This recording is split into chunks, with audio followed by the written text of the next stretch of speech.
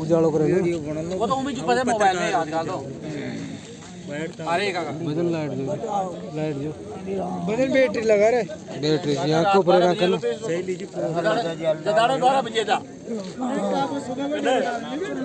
Tractor लेके दाड़ा भी 12 बजे था आज भी 12 बजे लाई तो हट जा को ना अरे तू दूराव ले रे यार सर मारे सबको ले सर मारे को ना मैं केक केक तो सही तो लेमन भाई हां वास्तव में एक बैठे जल्दी को ने तू तो बड़ा बढ़िया बनाट है अरे भाई बैठ जाओ तो और चौका जाओ रे यार ये देव गंसु है जेडी फुल टंकी पर लगा टंकी पे देव ना ऊपर रोड पे चल हां उड़ा जाको रे जाको थोड़ा बस आगे पूरा आ गया साल वाला जो साल बस गणो रोटी पानी का व्यवस्था है बस बैठो बस नहीं चले मारे लगाए या नहीं अनिल चिनार जी की भाई ते मारे लगाए या ना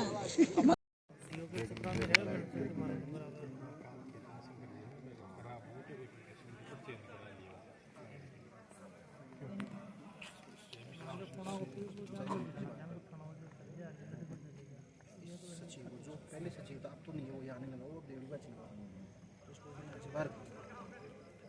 भाई मैं समटर दाल जो 12 बजे ला है नहीं है एसडीएम साहब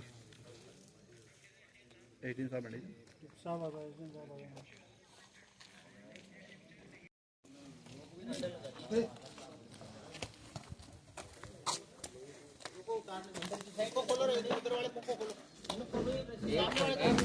लाइट कर लो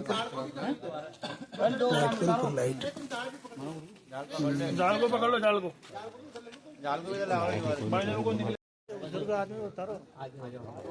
और बद्री जी सब पास धीरे धीरे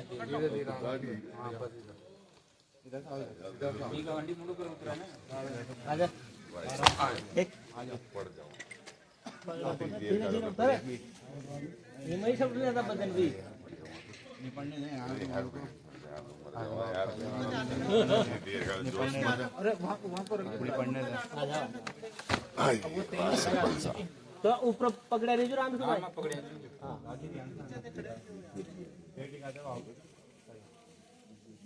अब बदल जिन को बोले ये चंदवाई दी तब कम थे आराम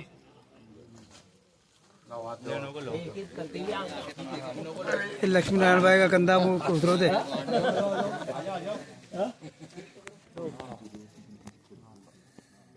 पड़ो तो लक्ष्मी नारायण भाई का माथा के ऊपर पड़ जाओ हमारा माथा पड़ जाएगी तो भी 2-4 बांध रहा है माथा पे ये बांध ना सुई ये बांधल तो ऐसे काय तो ला पाता लाओ नहीं वो गोद में ले लो वहां पार कर आ जाओ वहां पर आ जाओ तसल्ली आ जाओ आगे मैं फोन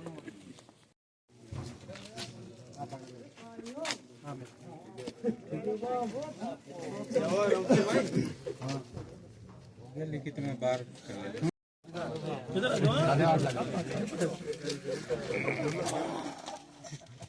आ जाओ ना ले जाओ फोटो ले लीजिए कोई वीडियो ओ बिल्कुल ले लिया वैसे फोटो चिंता मत करो वजन रोदा को आप तो चाहते फोटो तो बड़ा है सुनो फोटो ले लीजिए रे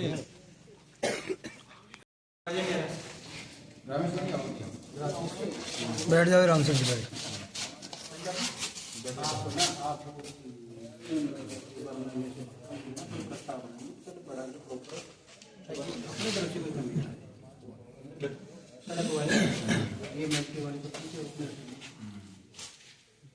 रातों से नाम मांगे तो साथ में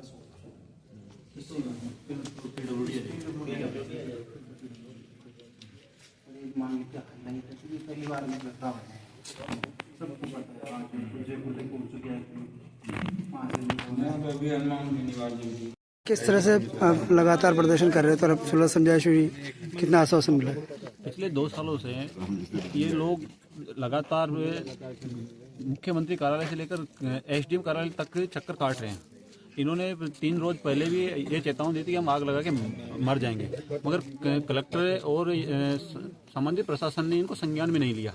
तो आखिरकार इन्होंने मजबूरन होकर ऐसा कदम उठाना पड़ा।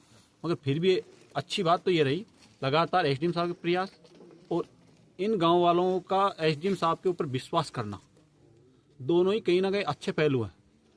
अभी तो हमने भी ये इनसे निवेदन किया है कि प्रशासन या तो इनकी बातों को 15 दिवस में मान जाएगा, नहीं मानेंगे तो किसान महापंचायत पूरे जिले में यहाँ के राजनेताओं को और यहाँ के प्रशासक को कहीं का भी नहीं छोड़ेगी। इसके लिए चाहे संघर्ष हमें रोड पे करना पड़े या जिला स्तर पे करना पड़े, हम इसको कसर नहीं छोड़ेंगे, क्योंकि हमारी कथनी और करनी में फर्क नहीं आता है। किसान महापंचायत ने जो कहा वो किया है।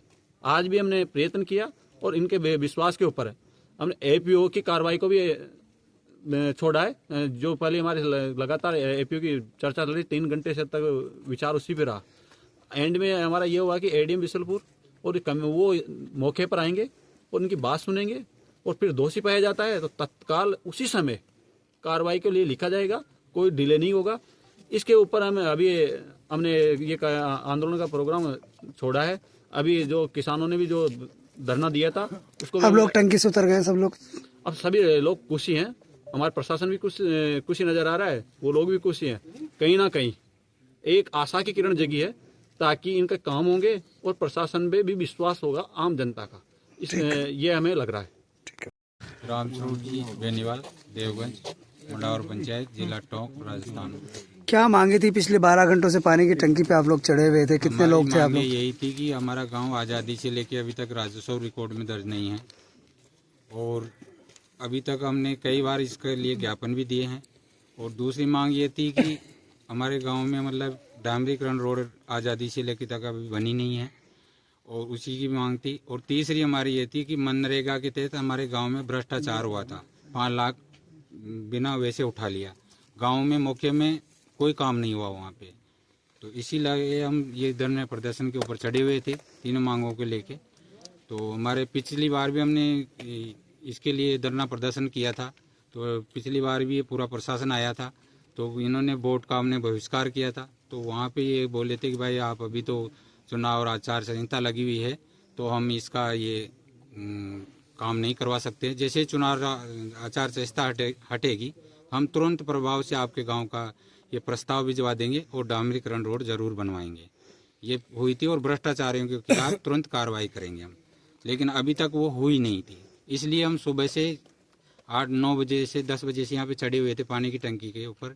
एसडीएम साहब ने हमको बीच में फ़ोन भी किया था, लेकिन हमने ये कहा कि सर हम पहले भी एसडीएम राहुल सैनी जी आए हुए थे, उन्होंने हमें लिखित में दे के गए हैं, उन पे अभी तक कोई कार्रवाई नहीं हुई। लेकिन अभी ये हमारे रामेश्वर जी किसान यूनियन के अध्यक्ष आए हुए हैं पूरे टोंक जिले के, तो इन्होंने भी हमारे को आश्वासन दिया कि भाई मैं बीच में हूँ। यदि इन्होंने 15 दिन के अंदर इन आपका ये राजस्व रिकॉर्ड का और ये सड़क का प्रस्ताव आगे फरवरी में बताया, फरवरी के अंदर मीटिंग होगी, उसमें रोड का भी भिजवाएंगे।